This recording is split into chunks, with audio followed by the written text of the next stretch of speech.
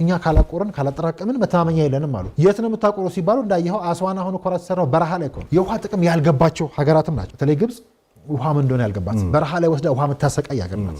ተይኛ ጋር አርግልሽና አንድቀቅልሽ ቀስ ብለን ስትባል ኖ ብላ በድሮ በሄሮዶተስ ጥቅስ የጨፈረች የኛ ነገር እንዳይሆን የሆነው ከግብጽ ጋር የምንጋራ ወንዝ የኖረን ቀን ይላል። ውሃን አለማክበር ኢትዮጵያን አለማክበር ኢትዮጵያ ያለችልህ አንተ ዛሬም ጊፍት ኦፍ ናይል ኢጂፕት ጊፍት ኦፍ ናይል ብለህ በሄሮዶተስ ጥቅስ ዛሬ ልትዋጋ ትሞክራለህ። ከሱዳን ውድቀት በኋላ ልማቱ ይደርሳል። ይሄ ለውጥ መንግስት ካልወደቀ ያኔ በሶማሌ በሊቢያ ጉዳይ ከአሜሪካ ጋር ተቋረፍ ነበር ኤርትራ።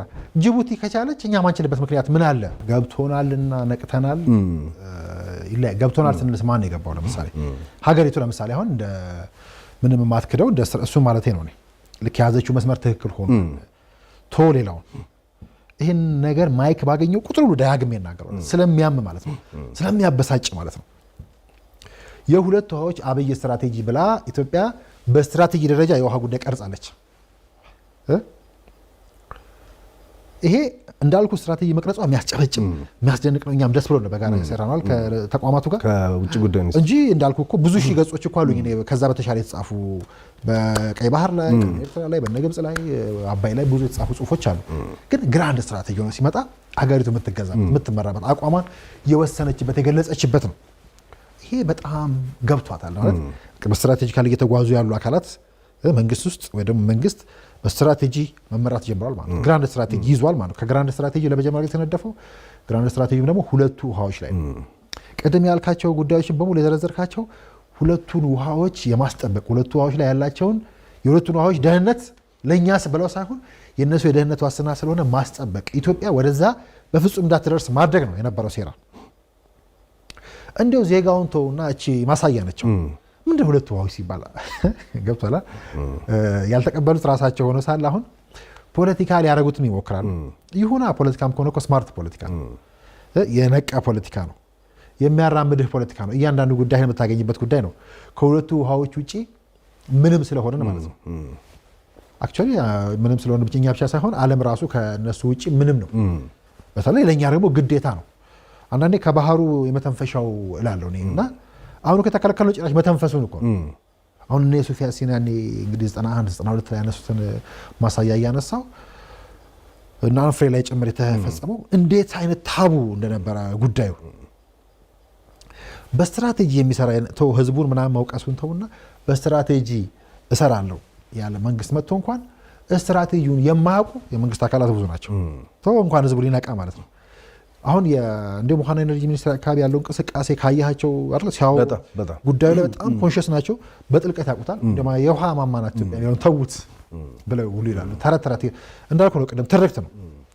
አሁን የነ ጂጂ ዘፈን ውስጥ እንዳለው አይነት ትርክት እነ ባህሉ መጽሐፎቻቸው ውስጥ ለምሳሌ ያኔ ኦሮማይን ሲጽፉልን የሳሉልህን ድሪም ይዘህ ለኤርትራ መማለል ይሆን ደግሞ ታሪክ ይዘህ ለአፋር ለምንድን ነው እኛ የምትፈልጋቸው? ለምን እንደምትፈልጋቸው ታውቃለህ ወይ? በእውቀት አይደለም። እንኳን ተወታች ያለው ህዝብ ምናምን ምን በውሃ እኮ እንቀልዳለን። ጉዳዩ የውሃ ነው እያልኩ አይደል? ውሃ እንዴት ነው የምንጠቀመው? ውሃ እንዴት ነው የምንይዘው? ክብር እንሰጣለን። ክብር እንሰጣለን። አጠቃቀማችን እንዴት ነው? የውሃ ቫልዩ ያለ ውሃ ምንም እንደሆነ ይገባሃል ወይ? እኔ እናንተ ከመቆማችን ከመቀረጻችን ከመጻፋችን ይሄን ውሃ ከመጣታችን ብቻ አይደለም የውሃውን ዕቃ ውሃው የታሸገበትን ዕቃ ከማንሳት ጀምሮ ትልቅ ፓወርፉል ነገር ነው። እዚህ ውስጥ እስኪ ውሃ ባይኖር እነዚህ ነገሮች ሁሉ የሌሉበት ዓለም ላይ ደግሞ እንዳልኩ ብዙ ልፋት የሌለው ውሃ 1% አይሞላም። ወይ ደግሞ 1% ብለው ሰደው ፍልሚያው የአንድና ዜሮ ነው ማለት ነው። እኛ አንዱን ይዘነዋል፣ ያንን ለማግኘት ግብግብ ነው የሚካሄደው። መካከለኛው ምስራቅ ያሉ ሀገራትን ያያቸው እንዴት በረሃ እንደሆኑ።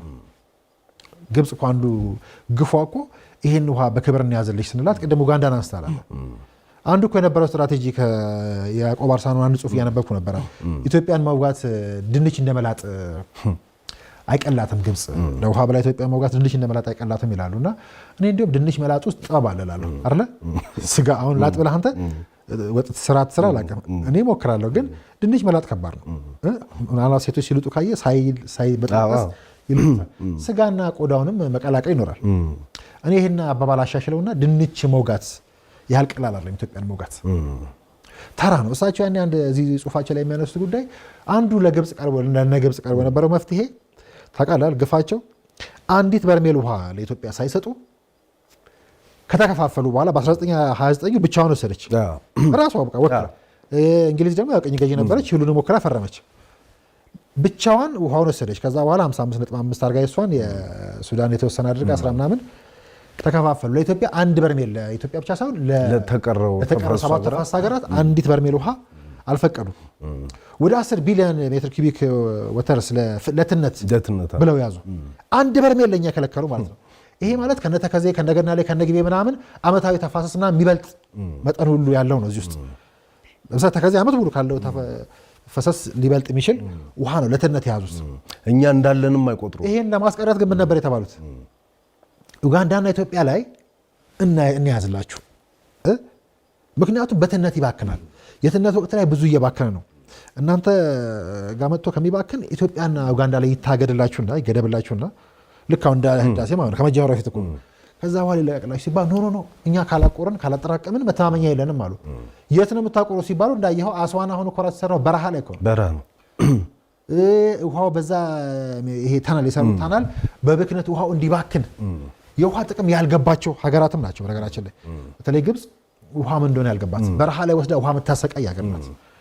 አሁን ኡጋንዳ ዛሬ ልታሰልፍ ትሞክራለች እንጂ የኡጋንዳን እኮ አላምንሽም ብላ ተይኛ ጋር እናድርግልሽና እንድቀቅልሽ ቀስ ብለን ስትባል ኖ ብላ በድሮ በሄሮዶተስ ጥቅስ የጨፈረች አንድ አቋም የላትም እንጂ አሁን ይሄ የሚሰራው ካልኩሌሽን ራሱ አሮጌ ያፈጀ ከመሆኑ ባለፈ ሊሰራ የሚችል ግብፅ ያልሞከረችው አይደለም። ሁሌ ይሄን ታደርጋለች። የሚሉትም እኮ እሱ ነው። እዛ አካባቢ ከነቁና የነቃ ኃይል ከመጣ የምናደርገው ነገር እረፍት መንሳት ነው የሚለው ጥናት እኮ ከተሰራ ባይዘው 100 ዓመት 150 ዓመት አልፎታል። እስጢፍ የሚገርም ነው። ምንም አዲስ ነገር የለውም። ስለዚህ እንዳልከው ውሃ መታመን የለበትም ማለት ነው። የኛ እንዲያውም አንድ ወዳጅ የሚላል የኛ ነገር እንዳይሆን የሆነው ከግብፅ ጋር የምንጋራ ወንዝ የኖረን ቀን ይላል። ይሄ እንግዲህ ተፈጥሮን ማጠየቅ ነው አይደል? ተፈጥሮን ማጠየቅ ይመስላል ከመሰለን ይምሰል። ግን እነዛ ለተፈጥሮ ራሱ አስቸጋሪ እስክትላቸው ድረስ ከዛስ እነ ጃንሆይን አማክሯቸው እንደ ተቆጥተዋል እኮ እንዲያውም አስዋንን ሲሰሩ ነበር እኮ ያን ፍጭት እኮ ነበር። አሁን የምታየው ፍጭት በሙሉ ያው እኮ ነው፣ ስዕል ነው ይመስለውና አላስፈቀዱንም። ከዛስ ምንድነው የሚያበቅሉት? በረሃ ተክል ነው እንዴ የሚያበቅሉት? ወስደው ድንችና ምናምን እኮ የሚያበቅሉት ትንሽ ሩዝ ምናምን ድንች ሩዝ ምናምን እኮ የሚያበቅሉበት አይደል እንዴ? ከዚህ በላይ ግፍ አለ እንዴ? ውሃን አለማክበር፣ ኢትዮጵያን አለማክበር። ኢትዮጵያ እያለችልህ አንተ ዛሬም ጊፍት ኦፍ ናይል ኢጂፕት ጊፍት ኦፍ ናይል ብለህ በሄሮዶተስ ጥቅስ ዛሬ ልትዋጋ ትሞክራለህ? በፍቅር እኮ መተዳደር ያለበት ውሃው ራሱ በፍቅር ልናስተዳድረው የሚገባውን ውሃ ከልክ ባለፈ ጠብ፣ ጥላቻ፣ ጥርጣሬ መጮህ ካለብን መጮህ አለብን። አቀራረባችን መቀየር አለብን። ምልህ እንዲሁ ለማይረባ ለሰፈር እንደ መብት መጠየቅ አለብን። እንደ መብት መጠየቅ አለብን። ማንቃት አለብን። ልጆች እያያል ጸጉራችን የሻሸ መንገድ ካለብን መንገር አለብን። የውሃን ውድነት የውሃን ሀብት ግን የራስን የገዛ ውሃህን በደጅ የሚያልፍን ውሃ እንዳጠጣ የምትል አደገኛ ነቀርሳ አለች የበቀለች ኢትዮጵያ የምትባል አናቷ ላይ የበቀለችባት ነቀርሳ አለች ግብፅ የምትባል የሚለውን መንገር አለብን። ይሄ ጥላቻ ምንም አይደለም። የስግብግብነታቸው ልክ መንገር አለብን። ቅድም እንዳልኩ ነው እንግዲህ ለትነት 10 ቢሊዮን ይዘህ እዚህ ጋር ምንም አንድ ኩባያ ኢትዮጵያ እኮ አይደለችም። 7ቱ ሀገራት አንዲት ኩባያ ውሃ እንዳይወስዱ ዛሬ ሲያስተባብሯቸው የሚተባበሩ ይመስልሃል እንዴ? ዓላማ ስለሌላቸው ወይ ደግሞ የእድገት ስትራቴጂ ስለሌላቸው እና ኤርትራ ትላንት የዩሱፍ ያሲን እንዲላ አንድ ጽሑፍ እያነበብኩ ነበርና ታውቃለህ ፎክራቸዋል ሁሌ ጅቡቲ ከቻለች እኔ ለምን አልችልም የሚል ግትርነት የነበረች ሀገር ናት ኤርትራ። ለምሳሌ ሱዳን ልክ የሬቮ ይላሉ የዩሱፍ ያሲን አንድ ጽሁፋቸው። ይሄ ጽሁፋቸው እንግዲህ ከታላላቅ ሐይቆች ጋር ለምሳሌ ከአፍሪካ ቀንድ ከታላላቅ ሐይቆች ብለው የሚያነሱት ነው። ብወዛና መመሰቃቀል ይሉታል። እና ይሄን እንግዲህ የጻፉት ይኸውልህ ከ1990 ዓመተ ምህረት ጦቢያ ላይ የወጣ ጽሁፍ ነው። 5ኛ ዓመት ቁጥር 12 ላይ የወጣ ጽሁፍ ነው። ከ27 ዓመት አካባቢ በለው የሚገርም ነው። ጥቅም አይመስልም? የሚገርም ነው። 27 ዓመት ከዛ ዓመት በፊት ትኩስ አጀንዳ በነበረበት ጊዜ ወቅቱ ደግሞ ባይዘው ያ ወቅት ምን ነበር መሰለ? ሞቃዲሾ በ1991 በፈረንጆቹ ሞቃዲሾ ያ ወቅት በተቃዋሚዎች እጅ ዚያድ ባሬ መንግስት ወድቆ በተቃዋሚዎች እጅ የገባችበት ጊዜ ነው። ከዛ 5 ወር ሳይሞላ ነበር ደግሞ ወያኔ ወደ ስልጣን የመጣችው በዛን ጊዜ። ከዛ ደግሞ ሻዕቢያም በዛው አስመራን ተቆጣጥሮ ነፃ መንግስትነቱን ያወጀበት ጊዜ ነው። እና ከዛ አፍሪካ ቀንድ ቀን ወጣለት መከራውም ረገበ ምናምን የሚል በጣም ብዙ ተስፋ ተጥሎ ከዛ በኋላ ምናልባት በሌላኛው ፕሮግራም አጀንዳ ልናነሳው እንችላለን። ግን ብዙ ተጣለበት ተብሎ እሳቸው ዩሱፍ ያሲን ያን የተነሳውን ቀንዱ ላይ የነበረውን ተስፋ ያነሳሉ ይጠይቃሉና በጣም ከጥቂት ጊዜ በኋላ ቃል የተገባለት የህዝቦች አስተዳደር ወይ ደግሞ የህዝቦች ወዳጅነት የት ደረሰ ብለው የሚጠይቁት ከዛሬ 27 ዓመት ነው እንግዲህ አስብ። ይሰፍናል የተባለው እርቅና ሰላምስ የት ደረሰ ብለው ጥያቄዎች ይዘረዝራሉ። የኢኮኖሚ ውህደቱስ፣ የሰላሙ ተስፋስ፣ ትሩፋቱስ የት አለ?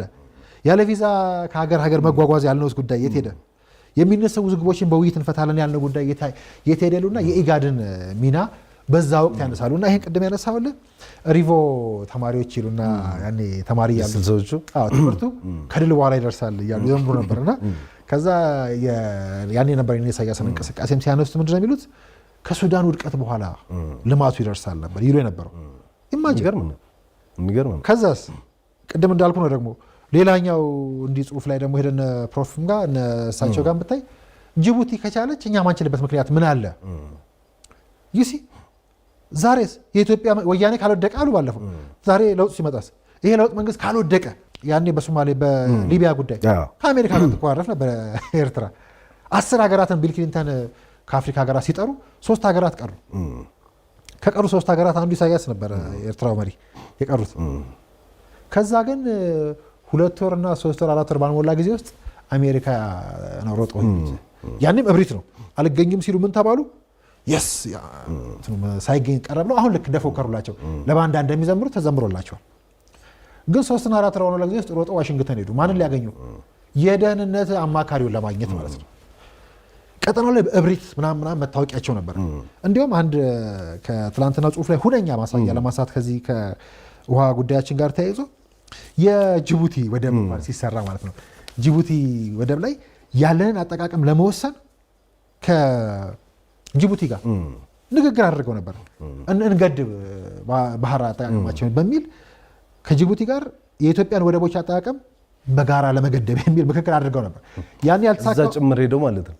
ይሄን ነው የምልህ ጉዳይ በባላንጣነት በምናምን የተወሳሰበ ነውና ያን ሐሰን ጉሌድ ነው እንግዲህ ሐሰን ጉሌድ ነበሩና እሳቸውን ይተካሉ የሚባሉት የአሁኑ እስማኤል ኦማር ጌሌ የጅቡቲ ወደብ ሲፈጠር ኢትዮጵያን ለማገልገል የተፈጠረ የሚኒሊክ ወደብ ነው በማለት ነበር ሀሳባቸውን ውድቅ ያደረጉባቸው። እንግዲህ ይሄ አልሐሲድ ለተባለ ጋዜጣ የሰጡት ቃል ብለው ያሲን ያኔ እንግዲህ ሐሰን ዑመር አብደላ የሚባሉት የበር ስማቸው ነው ዩሱፍ ያሲን በጣም ግሩም ጸሐፊ ናቸውና እሳቸው የጽሁፍ ላይ ቅድም የጠቀስኩት ጽሁፍ ላይ ማለት ነው ከአፍሪካ ቀንድ እስከ ታላላቅ ሐይቆች ብወዛና መመሰቃቀል የሚለው ላይ ይሄ አንድ ማሳያ እኮ ነው። ሁሌ በዚህ ጉዳይ ላይ በመጠላለፍ ሁሌ እንቅርት በመሆን ውሃን የሚያክል ሀብት ይዘህ ሁሉን ነገር የሚለውጥ ያኔ ያዕቆብን ጽሁፍ ሳነብ እኮ የናይል ኢኒሺዬቲቭ ውስጥ ምናምን ብዙ ተሳትፎ የላትም ይለዋል ኤርትራ። ተከዜ ነው አንዱ ጣጣ ያመጣብን። ልክ ነው። እሱ ከውሃ ውጭ ነው ንገረኝ እስኪ። በፍጹም ተከዜ ያለልህ የተከዜ ፖለቲካ የወልቃይት ፖለቲካ ማን ነው የሚያሾረው? እየተወጋን ያለ ነው እኮ በሱ በኩል ነው። ስለዚህ ጉዳዩ ዞሮ ዞሮ ሁሌ በመጠላለፍ ላይ የተመሰረተ ግን ደግሞ ያኔ እንዳነሳ ነው የቀይ ባህር ጉዳይ ሳይነሳ ቀይ ባህር ስንል ይደነግጣሉ። በነገራችን ላይ እኛ ቀይ ባህርኛ ብለን ስንል ቋንቋ የቀጠናው ቋንቋ እያልን ነው። ስለ ስዋሂልኛ እያወራን ነው፣ ስለ አረብኛ እያወራን ነው፣ ስለ ትግርኛ እያወራን ነው፣ ስለ አማርኛ እያወራን ነው። ስለ ውሃዎቹ በሙሉ ይህን የሚጋሩ ሀገራት በሙሉ እያወቅን ነው። እኛና ጎረቤቶቻችን አረቦች በአግባቡ እንተዋወቃለን። ግንኙነታችን ምንድን ነው ይመስለው? አይቻልም እኮ እብሪትም አይደለም። ለምሳሌ ውሃው የኛ ነው እናግደዋለን የሚልም ባዶ እብሪት ነው። ተብሎም ደግሞ አያውቅም። የሚገርመው እንዳልከው ልክ ነው። ቅድም ዶክተር ያዕቆብ ያኔ ሲጽፉ ዶክተር ስለነበሩ ነው ፕሮፌሰር ያዕቆብ ጽሁፍ ላይ መነሳሉ። አንድም ውሃ እንዳይሰጣት ተብሎ አያውቅም። የግብፅ ግን ፍላጎት ምንድነው? ሁሌ የማይጠረቃ ታውቃለህ። ቅድም እንዳልኩ ነው። በቃ ተፈጥሮ ተሳስታ አታውቅም ቢባልም እኛን ከእሷ ጋር ማገናኘቷ ከዛ ደግሞ ይዘመርላቸዋል። የምትፈራላቸው እኮ አንተ ነህ እንጂ እኮ በየትኛውም በዲፕሎማሲ እኮ ስኬታማ ሆነ አያውቁም። አንዱ ያጠፉት ጥፋት እኮ ጎረቤቶቻቸው ከኛ ጋር መደራደር የቻሉ እኛ ጋር ተቃቅፈው ማውራት የቻሉ እና አሜሪካ ጋር እየሄዱ በነ ሶማሌ በኩል እየሄዱ ለመዋጨር ይሞክራሉ። ሲጀመር ግብፅ ሄዳ ካዘዘችህ ሀገር አይደለህም አንተ ማለት ነው። የሄደችባቸውን ቦታዎች ሀገር ናቸው? በፍጹም ሀገር ለመባል ዝም ብሎ ሰው አፍኖ ህዝብና ሀገር አፍኖ መቀመጥ እኮ አይደለም። ያን ህዝብ መመገብ መቻል ማለት ነው። ቀጠናው ላይ ቀንዱ ላይ ለዘመናት የነበረውን ችግር ባነ የኢኮኖሚ ችግር ነው። በኢኮኖሚ ከፍ ስትል ችግሮች ገለል እያሉ ይላሉ። አንዱ ትግል ኢትዮጵያ የሚደረገው እቺ በኢኮኖሚ ራሷን ችላ እየወጣች ነው፣ እያመለጠችን ነው አይደለ? የልማት ትሩፋት፣ ስንዴ ኤክስፖርት፣ ስንዴ ልማት ምናምን ኩታ ገጠም ሲባል የሚመስለው የፓርቲ ፖለቲካ ምናምን የሚመስለው ሰው ካለ ዜጋ ካለ ያሳዝነኛል። በየቤቱ ቋንቋችን አቀራረባችን መቀየር አለብን። ምን እሱ ነው እንዲሁ ፖለቲከኞቹ አልቻሉት ከሆነ ራሱ እኛ የእነሱን ስራ መስራት አለብን ወስደን። ይህ የህልውና ጉዳይ ስለሆነ ማለት ነው። እያንዳንዱ ተማሪ ቅድም አይተዋሉ አንበባሉ ስለኛ የነበረው ጉዳይ መንግስት የሚሾሙ የሚሽሩልህ የሚያነሱ የሚያስቀምጡልህ እነማን ናቸው እንዴ? እነ ኢሳያስን ማን ያስቀምጣቸው? እነ መለስን ማን 4 ኪሎ አዝሎ ያስገባቸው? ይሄ ሊያምህ ይገባል። እንደ አክቲቪስት መጮህ አሁን ለዚህ አክቲቪስት መሆን ካለብን መሆን አለብን። እንደ ሚዲያ እንዴት ነው የሚያወራው? ሲኦ እንዴት ነው የሚያወራው? ንገረኝ እስኪ። እንደዚህ ነው መውራት። መቀመጫውና ወንበሩ ሀገሩ በሌለበት እንዴት ነው እንድናወራ የምትፈልገው? የግብፅ አኳኋኑ እኮ ከዚህ በላይ የሚያሳብድ እኮ ነው። ማህበር ካለበት እኮ ማህበር አለበት። ከዛ በላይ ግን ቅድም አንተ መነሻው ላይ ያነሳው ጥያቄ ነቅተናል፣ ምን እንነቃለን? ለዛ ከሆነ ተው ፖለቲካውና ፖለንቃ እናርግ፣ ትንሽ ቋንቋውን እንቀይረውና እንግባባበት። የዓለም ፖለቲካ ልክ ነው። ውሃ በእርግጥ ዶክተር ያዕቆብ የውሃ ይሄ ቅድም ኢትዮጵያን ለውሃ ብሎ መውጋት ድንች እንደመላጥ አይቀልም ያሉት የውሃ ጦርነት በሚቀጥለው 20-25 ዓመት የሚነሳ ይመስሎታል ሲባሉ ነው። እንግዲህ ከዛሬ 20 ዓመት ምናምን አካባቢ በፊት ማለት ነው። አይመስለኝም ይላሉ። ግጭቶች ይኖራሉ ሂረንደር፣ ግን ደግሞ ይነሳል ብለው ደግሞ በቅርቡ ጥናት የሚሰሩ አካላት አሉ። ጥናቶቹ ግን ስትመረምራቸው አንዳንዶቹ ቤዚካሊ ለግብፅ የሳይኮሎጂካል ዋርፌር አካል አድርገው የሚያቀርቡ ኢትዮጵያ ከነካችው የሚል ድምዳሜ ላይ የሚደርሱት ኢትዮጵያማ ትነካዋለች። ቅድም መነሻችን ላይ ተስፋ ልስልህ እነ ጃንሆይ አቅደውት ወጥነውት ሞክረውት እነ መንገድ ይነኩ አስበው እነ መለስ መስረት ድንጋይ አስቀምጠው ምናምን ዛሬ ሰርተን በአደባባይም እየሰራን ነው ብለን ማሳየታችን ኖ ብለን የማይሞክሩት ነገር እኮ የለም። ልክ ነው። ያን ሞክረን ሁሉ ያከሸፍነው ምንድነው? የሚሊተሪ ፓወር እየገነባ ነው። ሌላኛው ኢኮኖሚ ነው። በኢኮኖሚና በሚሊተሪ ከነቃ ይሄ ሀገር አክቹዋሊ ኢኮኖሚ ውስጥ ሚሊተሪ አለ፣ ሚሊተሪ ውስጥ ኢኮኖሚ አለ። አይነጣጠልም። ሚሊተሪውን ሊያስነኩ ሲሞክሩ ዋጋ የለህም። በቃ ውሃን ከናክ መከላከያን፣ ሚሊተሪን፣ ስርዓትን፣ ሲስተምን ሼክ ካደረግ አደጋ ውስጥ ትገባለህ። ሂሬንደር የሆኑ ህፃናት ውስጥ ተዋቸው። ግን ከመንደር ህፃን የማይሻሉ ሰዎች ናቸው። ጥያቄዎቻቸው የነገቡት ሪዝን የላቸው። ስለዚህ ፋታ እንዳታገኝ፣ የስራ እንዳሰራ፣ እንዳትተክል፣ ዶላር ኤክስፖርት እንዳታረግ፣ ውሃ እንዳታጠራቅም፣ አባይ እንዳሰራ ነው ይህ ሁሉ ግብግብ የሚደረገው። ይህን ሁሉ ደግሞ የምናልፈው በምኑ በኩል በሚሊተሪ በኩል ነው። አይለያይም። ባይዘው ግብፅ ሚሊተሪ አላት ምናምን ሲሉ በዲሲፕሊን ሚሊተሪ አይደርሰው በጀት መሳሪያ ምናምን መያዝ አይደለም። ባይዘው ጉራና ጉንደት ላይ ሲገጥሙን አይበልጡም ነበር እንዴ? ተው እነሱ ዚያድ ባሬ ያኔ ያበጠበት ጊዜ በምስራቅ በኩል ሲያስቸግረን በጣም በብዙ ጥፍ ነበር እኮ ይበልጠን እኮ በሚሊተሪ አይደል? ከዛ ውጭ ኢትዮጵያ ወደ 16-17 ኮንቬንሽናል ዋሮች ያደርጋለች። ሁሉም እኮ በመሳሪያ ይበልጡን ነበር፣ በያዙ የሰው ኃይል እኮ ይበልጡን ነበር። አንዳቸውም ኢትዮጵያ ማሸነፍ አልቻለም።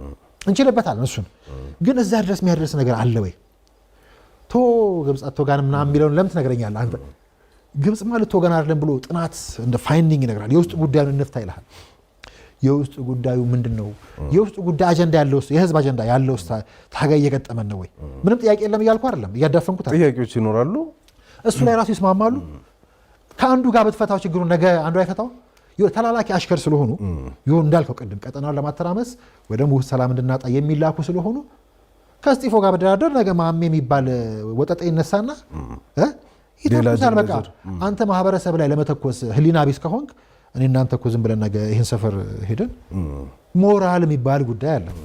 በእያንዳንዱን ጉዳይ መንግስት እንዲፈታው ምናምን መጠበቅ የለብህም። ያንም የሚፈታው በርቀት ሲስተሞቹ ጠንካራ መሆናቸው፣ ስርዓቱ ጠንካራ መሆኑ እሱን እየፈታ ይሄዳል። የሚደረገው መሆኑ እሱ እንዳይጠነክር ከስር ከስር መገዝገዝ ነው። እሱን የሚገዘግዙ አካላት እኮ ናቸው እውቅና እየሰጡ ያሉት። ተደራደሩ ይላሉ። ከዛስ እስከ መጨረሻ ከህግ ወጦች ጋር ወይ ከእንደ ሉዓላዊነት ጥሰው ከነ ኤርትራ ጋር ወይ ደግሞ ከህግ ውጭ የተጓዙ ካለው ከነ ህወሓት ጋር የሚሰለፉት አካላት ምን ፈልገው ይመስላል?